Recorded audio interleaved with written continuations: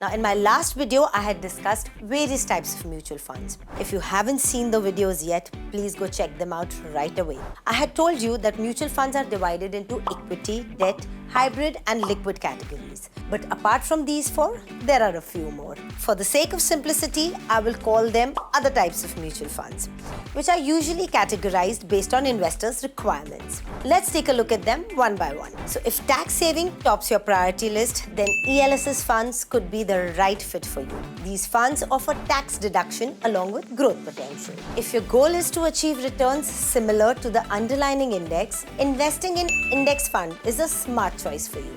These funds track market indices like the Nifty 50, Nifty Next 50, etc. If you wish to potentially benefit from gold-like returns without physically buying gold, gold funds can be an ideal option.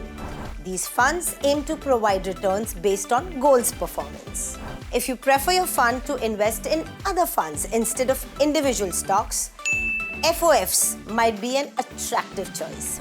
These funds invest in different mutual funds, offering the benefits of diversification. Remember, choose the right fund based on your financial goals and risk tolerance. I will be talking about various aspects related to investments in my future videos. So until then, stay healthy, keep learning. Bye-bye.